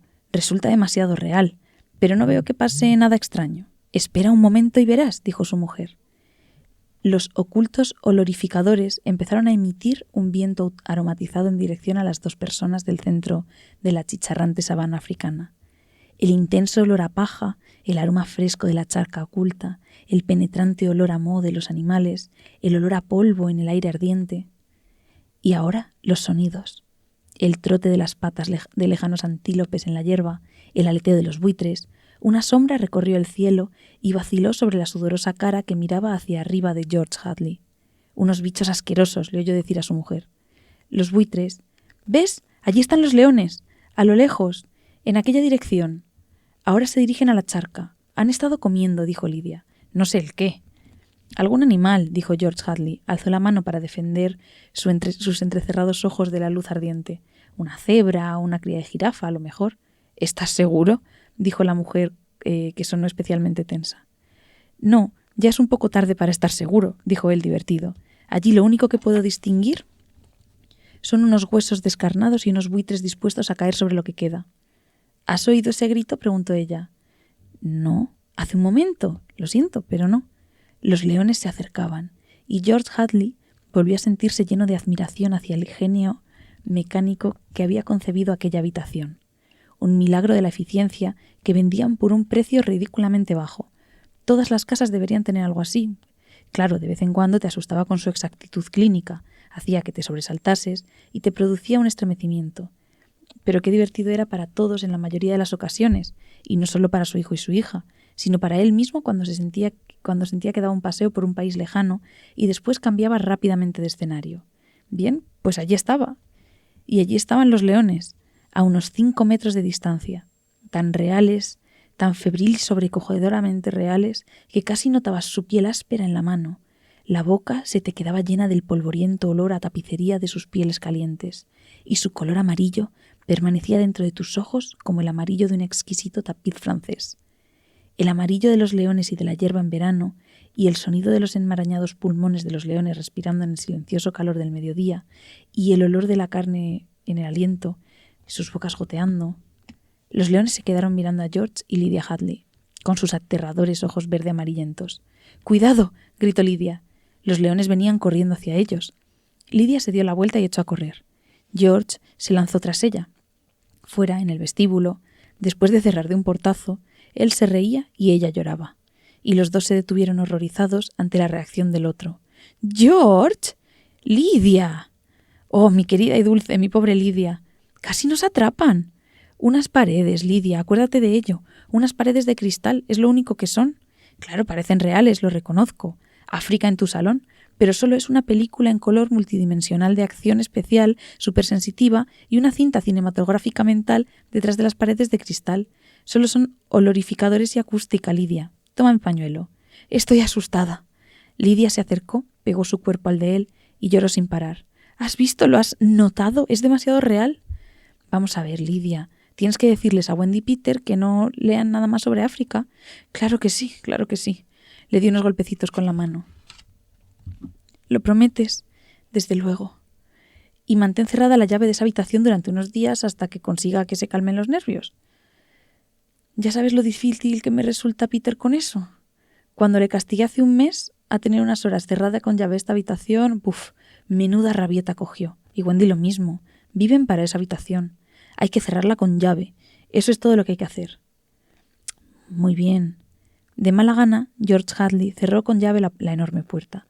¿Has estado trabajando intensamente? ¿Necesitas un descanso?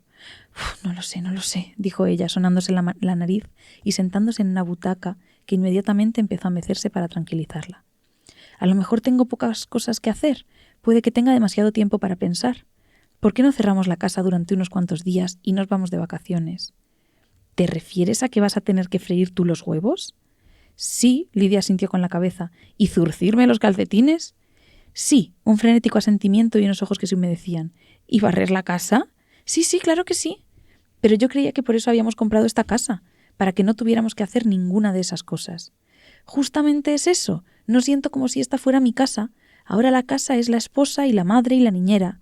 ¿Cómo podría competir yo con una sabana africana? ¿Es que puedo bañar yo a los niños y restregarles de modo tan eficiente o rápido como el baño que se restriega automáticamente? Es imposible. Y no solo me pasa a mí, también a ti. Últimamente has estado terriblemente nervioso. Supongo que porque he fumado en exceso. Tienes aspecto de que tampoco tú sabes qué hacer contigo mismo en esta casa. Fumas un poco más por la mañana y bebes un poco más por la tarde. Y necesitas unos cuantos sedantes más por la noche. También estás empezando a sentirte innecesario. ¿Y no lo soy? Hizo una pausa y trató de no notar lo que de verdad sentía interiormente. Oh, George. Lidia lanzó una mirada más allá de él, a la puerta del cuarto de jugar de los niños. Esos leones no pueden salir de ahí, ¿verdad? ¿Que no pueden? Él miró la puerta y vio que temblaba como si algo hubiera saltado contra ella por el otro lado. Claro que no, dijo. Cenaron solos porque Wendy y Peter estaban en un carnaval plástico en el otro extremo de la ciudad y habían televisado a casa para decir que se iban a retrasar, que empezaran a cenar, con que George Hadley se sentó abstraído viendo que la mesa del comedor producía platos calientes de comida desde su interior mecánico. «Nos olvidamos del ketchup», dijo. «Lo siento», dijo una vocecita del interior de la mesa, y apareció el ketchup. En cuanto a la habitación, pensó George Hadley, a sus hijos no les haría ningún daño que estuviera cerrada con llave durante un tiempo. Un exceso de algo nunca le sienta bien a nadie. Y quedaba claro que los chicos habían pasado un tiempo excesivo en África. Aquel sol. Todavía lo notaba en el cuello como una garra caliente, y los leones, y el olor a sangre. Era notable el modo en que aquella habitación captaba las emanaciones telepáticas de las mentes de los niños y creaba una vida que colmaba todos sus deseos. Los niños pensaban en leones y aparecían leones. Los niños pensaban en cebras y aparecían cebras. Sol, sol, jirafas, jirafas, muerte y muerte. Aquello no se iba. Masticó sin saborearla la carne que les había preparado la mesa. La idea de la muerte. Eran terriblemente jóvenes Wendy y Peter para tener ideas sobre la muerte. No, la verdad, nunca se era demasiado joven. Uno le deseaba la muerte a otros seres mucho antes de saber lo que era la muerte. Cuando tenías 2 años ya andabas disparando a la gente con pistolas de juguete. Pero aquello, la extensa y ardiente sabana africana, la espantosa muerte en las fauces de un león, y repetido una y otra vez. ¿A dónde vas? No respondió a Lidia. Preocupado, dejó que las luces se fueran encendiendo delante de él y apagando a sus espaldas según caminaba hasta la puerta del cuarto de jugar de los niños. Pegó la oreja y escuchó. A lo lejos rugió un león. Hizo girar la llave y abrió la puerta. Justo antes de entrar, oyó un chillido lejano, y luego otro rugido de los leones, que se apagó rápidamente. Entró en África. ¿Cuántas veces había abierto aquella puerta durante el último año, encontrándose en el País de las Maravillas, con Alicia y la tortuga artificial, o con Aladino y su lámpara maravillosa, o con Jack, cabeza de calabaza del País de Oz, o el doctor Dolittle, o con la vaca saltando una luna de aspecto muy real, todas las deliciosas manifestaciones de un mundo simulado. Había visto muy a menudo a Pegasos volando por el cielo del techo, o cataratas de fuegos artificiales auténticos, u oído voces de ángeles cantar. Pero ahora, aquella ardiente África, aquel horno con la muerte en su calor. Puede que Lidia tuviera razón. A lo mejor necesitaban unas pequeñas vacaciones. Alejarse de la fantasía que se había vuelto excesivamente real para unos niños de 10 años. Estaba muy bien ejercitarla propiamente con la gimnasia de la fantasía. Pero cuando la activa mente de un niño establecía un modelo, ahora le parecía que a lo lejos, durante el mes anterior, había oído rugidos de leones y sentido su fuerte olor, que llegaba incluso hasta la puerta de su estudio. Pero al estar ocupado no había prestado atención. George Hadley se mantenía quieto y solo en el mar de hierba africano. Los leones alzaron la vista de su alimento observándole. El único defecto de la ilusión era la puerta abierta por la que podía ver a su mujer, al fondo, pasado el vestíbulo, a oscuras, como un cuadro enmarcado, cenando distraídamente. «¡Largo!», les dijo a los leones. No se fueron. Conocía exactamente el funcionamiento de la habitación. Emitías tus pensamientos y aparecía lo que pensabas. «Que aparezcan Aladino y su lámpara maravillosa», dijo chasqueando los dedos. La sabana siguió allí. Los leones siguieron allí. «Venga, habitación, que aparezca Aladino», repitió. No pasó nada. Los leones refunfuñaron dentro de sus pieles recocidas. «¡Aladino!». Volvió al comedor. «Esa estúpida habitación está averiada», dijo. «No quiere funcionar». ¿O qué?» «O no puede funcionar», dijo Lidia, «porque los niños han pensado en África y leones y muerte tantos días que la habitación es víctima de la rutina. Podría ser. O que Peter la haya conectado para que siga siempre así. ¿Conectado? Puede que haya manipulado la maquinaria, tocado algo. Peter no conoce la maquinaria. Es un chico listo para sus 10 años. Su coeficiente de inteligencia es... A pesar de eso. «Hola, mamá. Hola, papá». Los niños habían vuelto. Wendy y Peter entraron por la puerta principal, con las mejillas como caramelos de menta y los ojos como brillantes piedras de ágata azul. Sus monos de salto despedían un olor a ozono después de su viaje en el helicóptero. «Llegáis justo a tiempo de cenar», dijeron los padres. «Nos hemos atiborrado de helado de fresa y de perritos calientes», dijeron los niños cogidos de la mano. «Pero nos sentaremos un rato y miraremos». «Sí, vamos a hablar de vuestro cuarto de jugar», dijo George Hadley. Ambos hermanos parpadearon y luego se miraron el uno al otro. «¿El cuarto de jugar?» «De lo de África y de todo lo demás», dijo el padre con una falsa jovialidad. «No te entiendo», dijo Peter. «Vuestra madre y yo hemos estado viajando por África. Tom Swift y su león eléctrico», explicó George Hadley. «En el cuarto no hay nada de África», dijo sencillamente Peter. «Oh, vamos, Peter, lo sabemos perfectamente». «No me acuerdo de nada de África», le comentó Peter a Wendy. «¿Y tú?» «No». «Id corriendo a ver y volved a contárnoslo». La niña obedeció. «Wendy, vuelve aquí», dijo George Hadley, pero la niña ya se había ido. Las luces de la casa la siguieron como una bandada de luciérnagas. Demasiado tarde, George Hadley se dio cuenta de que había olvidado cerrar con llave la puerta después de su última inspección. «Wendy mirará y vendrá a contárnoslo», dijo Peter. «Ella no me tiene que contar nada, yo mismo lo he visto». «Estoy seguro de que te has equivocado, padre». «No me he equivocado, Peter, vamos». Pero Wendy volvía allá. «¿No es África?», dijo sin aliento. «Ya lo veremos», comentó George Hadley, y todos cruzaron el vestíbulo juntos y abrieron la puerta de la habitación. Había un bosque verde, un río encantador, una montaña púrpura, cantos de voces agudas y rima acechando entre los árboles. Mariposas de muchos colores volaban, igual que ramos de flores animados en torno a su largo pelo. La sabana africana había desaparecido, los leones habían desaparecido. Ahora solo estaba Rima, entonando una canción tan hermosa que llenaba los ojos de lágrimas. George Hadley contempló la escena que había cambiado. «Id a la cama», les dijo a los niños. Estos abrieron la boca. «Ya me habéis oído», dijo su padre. Salieron a la toma de aire, donde un viento los empujó como hojas secas hasta sus dormitorios. George Hadley anduvo por el sonoro claro y agarró algo que yacía en un rincón, cerca de donde habían estado los leones. Volvió caminando lentamente hasta su mujer. «¿Qué es eso?», preguntó ella. «Una vieja cartera mía», dijo él. Se la enseñó. Olía a hierba caliente y a león. Había gotas de saliva en ella, la habían mordido, y tenía manchas de sangre en los dos lados. Cerró la puerta de la habitación y echó la llave. En plena noche todavía seguía despierto, y se dio cuenta de que su mujer lo estaba también. «¿Crees que Wendy la habrá cambiado?», preguntó ella por fin en la habitación a oscuras. «Naturalmente». «¿Ha convertido la sabana africana en un bosque y ha puesto a Rima allí en lugar de los leones?» «Sí». «¿Por qué?» «No lo sé, pero seguirá cerrada con llave hasta que lo averigüe». «¿Cómo ha llegado allí tu cartera?» «Yo no sé nada», dijo él. «A no ser que estoy empezando a lamentar que hayamos comprado esa habitación para los niños. Si los niños son neuróticos, una habitación como esa...» Se suponía que les iba a ayudar a librarse de sus neurosis de un modo sano. «Es lo que me estoy empezando a preguntar». George Hadley clavó la vista en el techo. «Les hemos dado a los niños todo lo que quieren, y esta es nuestra recompensa. Secretos, desobediencia. ¿Quién fue el que dijo que los niños son como alfombras a las que hay que sacudir de vez en cuando? Nunca les levantamos la mano. Son insoportables, admitámoslo. Van y vienen según les apetece. Nos tratan como si los hijos fuéramos nosotros. Están echados a perder, y nosotros estamos echados a perder también. Llevan comportándose de un modo raro, desde que hace unos meses les prohibiste ir a Nueva York en cohete. No son lo suficientemente mayores para ir solos, se lo expliqué. Da igual, me he fijado en que desde entonces se han mostrado claramente fríos con nosotros. Creo que deberíamos hacer que mañana viniera David McLean para que le echara un ojo a África. Pero ahora ya no es África, es el país de las mansiones verdes. Tengo la sensación de que volverá a ser África».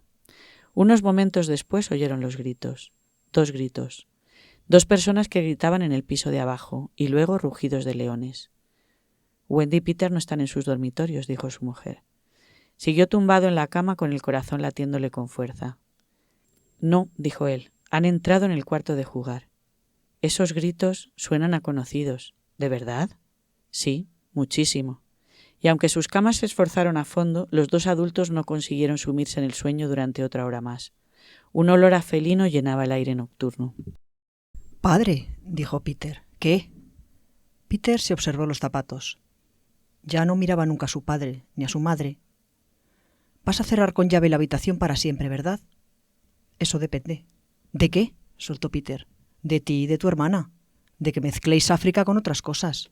Con Suecia, tal vez, o Dinamarca, o China. Yo creía que teníamos libertad para jugar a lo que quisiéramos. La tenéis con unos límites razonables. ¿Qué pasa de malo con África, padre?» «Vaya, de modo que ahora admites que has estado haciendo que aparezca África. ¿Es así?»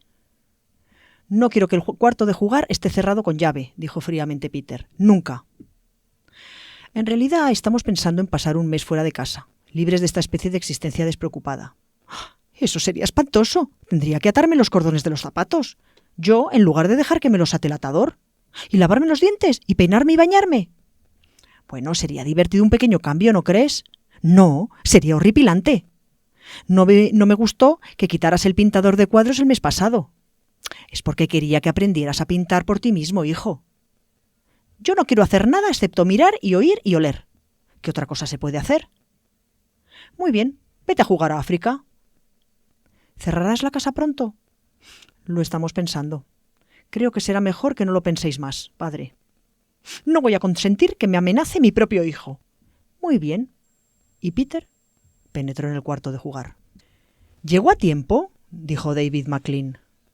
«¿Quieres desayunar?», preguntó George Hadley. «Gracias, tomaré algo. ¿Cuál es el problema?» «David, tú eres el psicólogo». «Eso espero». «Bien, pues entonces échale una mirada al cuarto de jugar de nuestros hijos.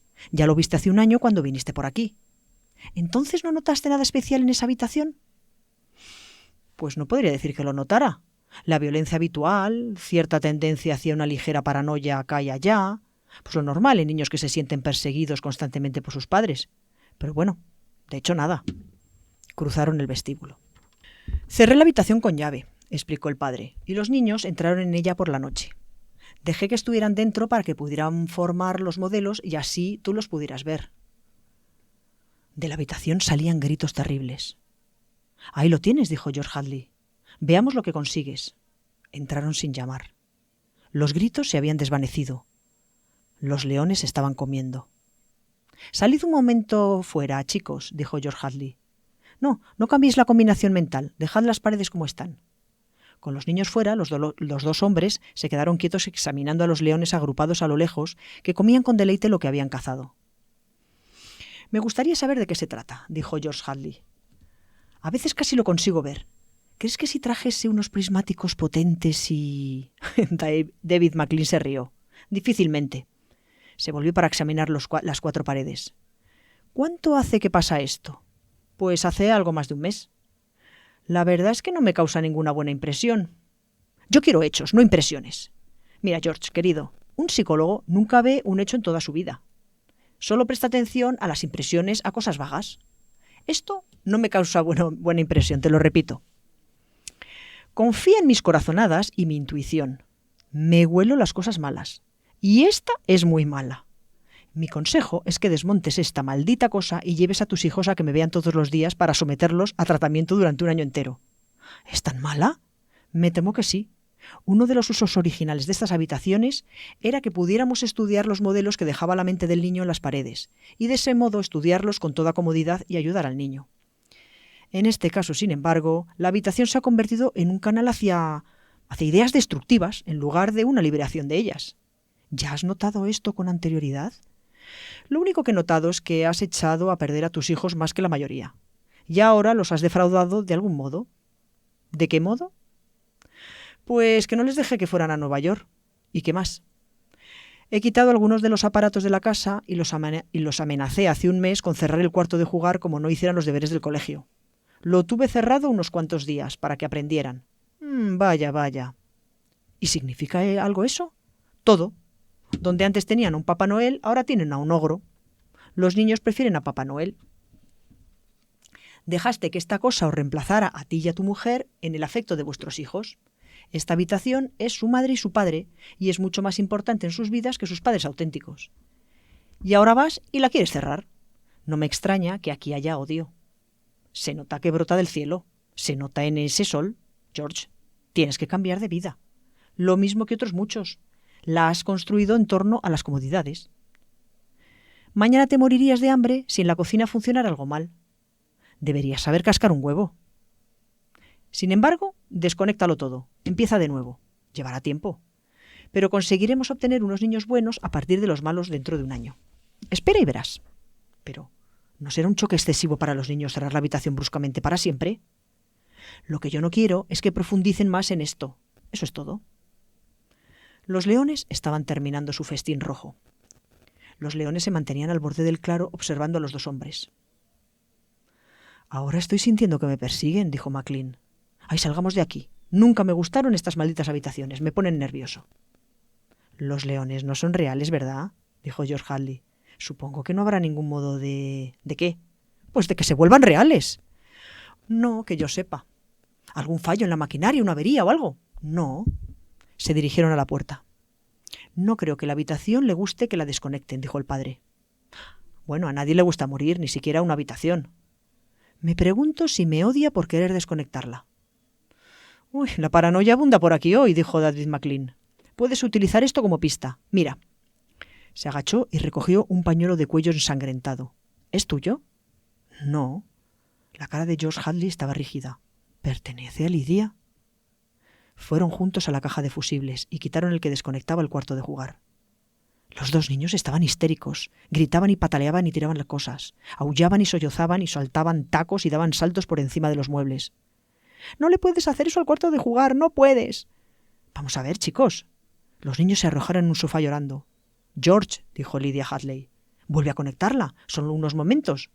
No puedes ser tan brusco». «No seas tan cruel».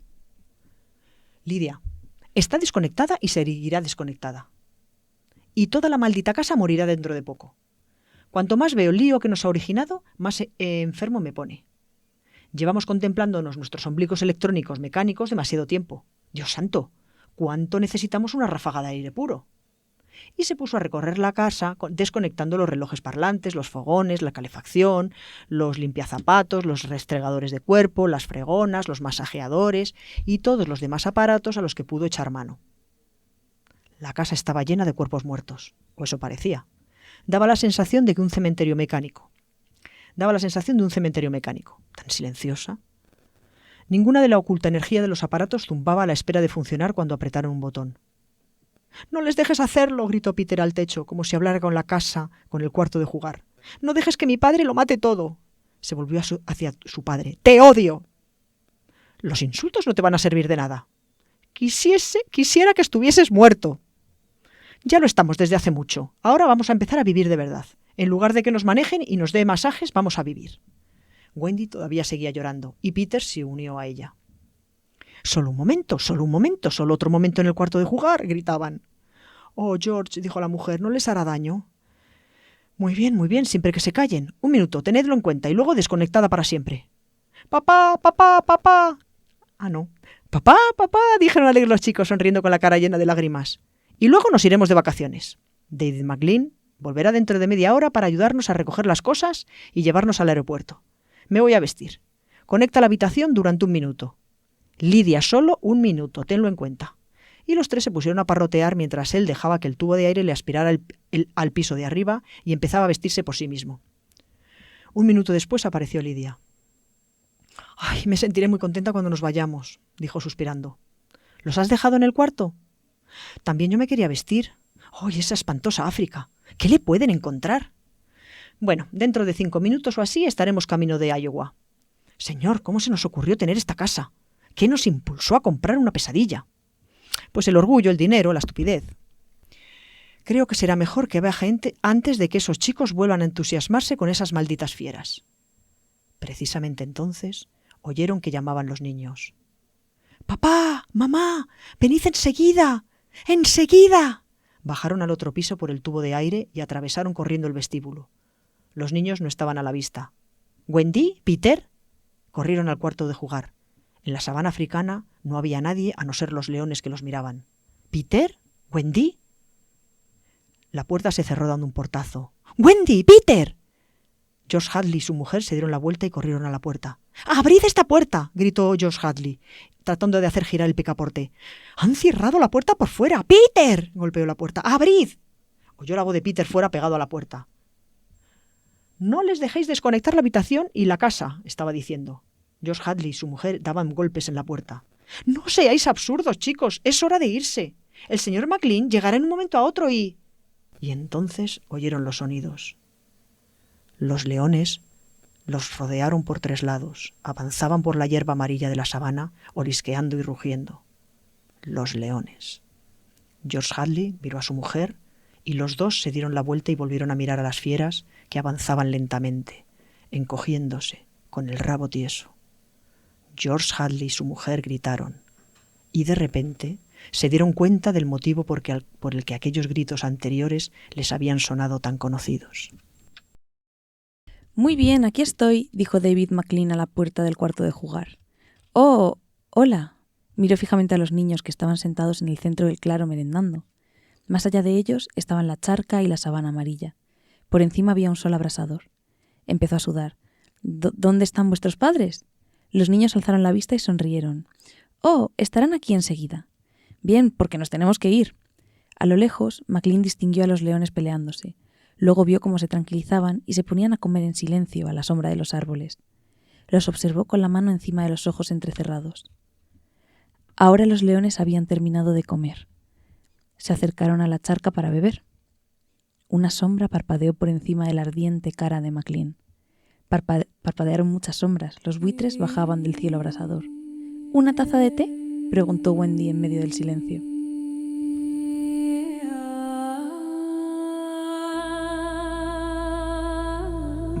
Bueno, ya sabéis que antes de terminar me gusta dar un consejito, y este es: habla con tus compañeras, organiza tu rabia.